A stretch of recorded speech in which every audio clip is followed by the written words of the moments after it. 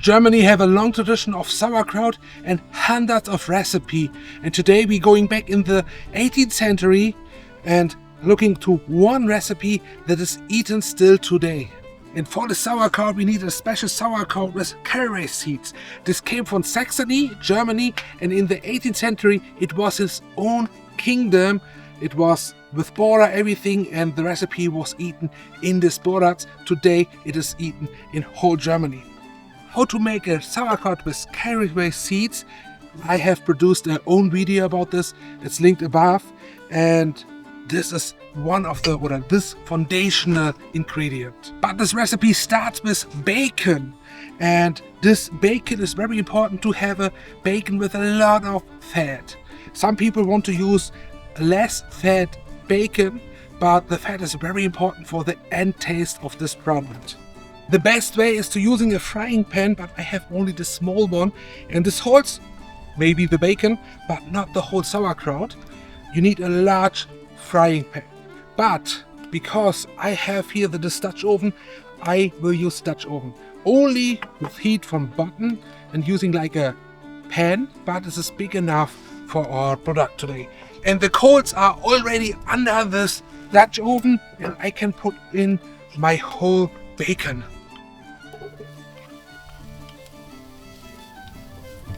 And in the time the bacon is in the pan, we need to go the next step. The best way is to have one large onion, but I have only smaller one. And now we cut them small.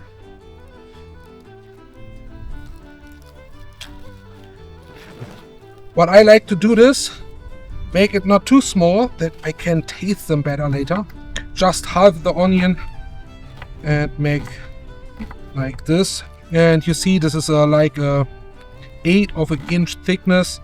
This is enough because the sauerkraut is very thick too.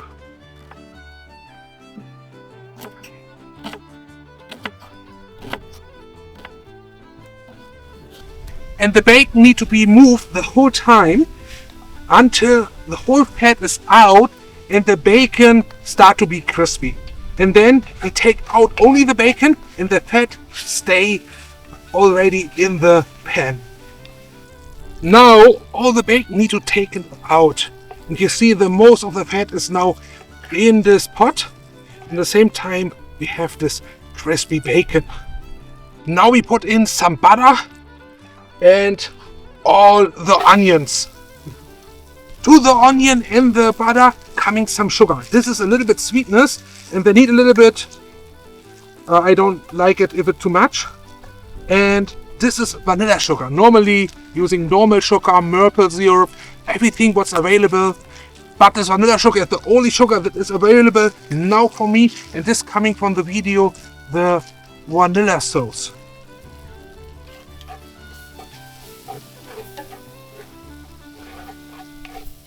Now we need to work very fast before the onions going burnt.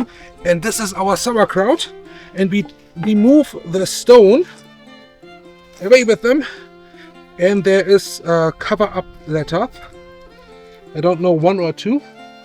I don't want to eat them too. You can cut them down and eat them. There's no problem. And now we have the sauerkraut. We can smell on this. It's smell wonderful. And I have this and drain them off. I do this on this place here.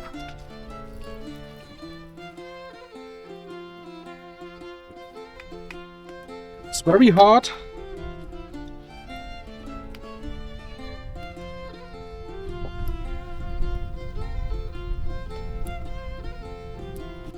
I think this is 1.5 pounds. This comes to the onions. The onions are fine, and I let them go a little bit more brown, but it goes very fast on the hot pot. This is enough, and now I put in the whole sauerkraut. And we don't need salt. There is enough salt in the sauerkraut and the bacon. And but now it's important, I put a little bit water in and reduce the heat.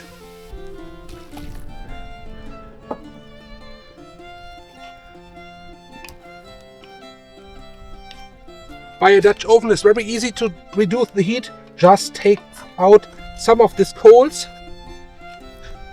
and I take around 30% of what is now under the Dutch oven. With the reduced heat, now I let it cooking for the next 30 to 45 minutes. It's important to look in very often to see is there enough water in.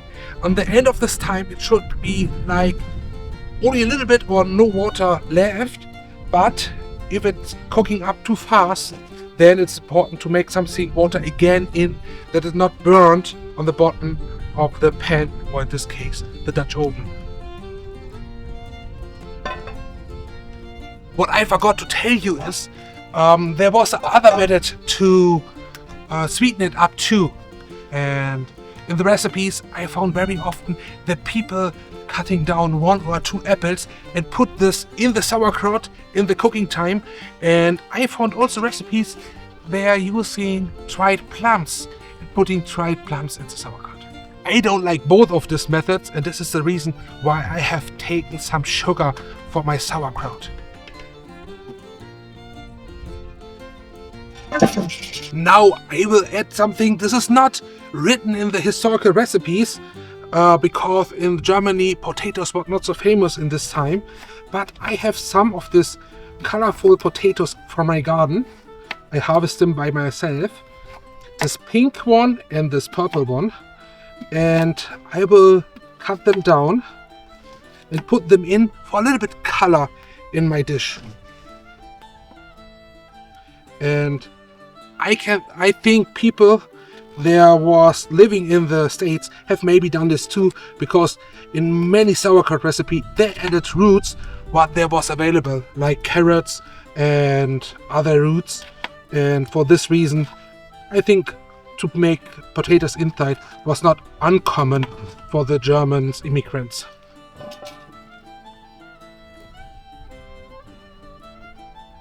Now I have a time when should it be finished, when the potatoes are cooked well done. The sauerkraut is close to be finished. Now it's too hot for me to take it with the hand off. Yes, it smells beautiful. The most of the water is gone and you can't see it because this is too much steam. And now I take the whole bacon and put them in back. That this is heated up again with the sauerkraut. And I close it and let it soak for about 5 minutes.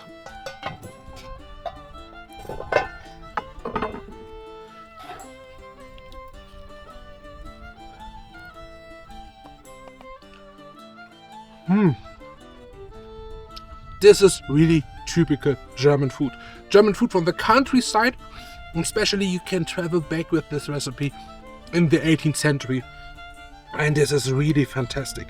It is a little bit more sour than the recipes from the restaurants. And this is because the industry sauerkraut is not so sour like this one. But I like this more. But if you don't have your own sauerkraut, you can take sauerkraut from the supermarket, add some caraway seeds into the sauerkraut by cooking, and you have a typical East Germany or Saxony, Germany food. Oh, this is so delicious. I can recommend it. Try it out. This have eat the ancestor of the Germans. That is not everything. Click on this video to go deeper in the 18th century, how the Germans immigrated in the US, what they have eat, how they have lived, and enjoy with me the travel time back in the 18th century.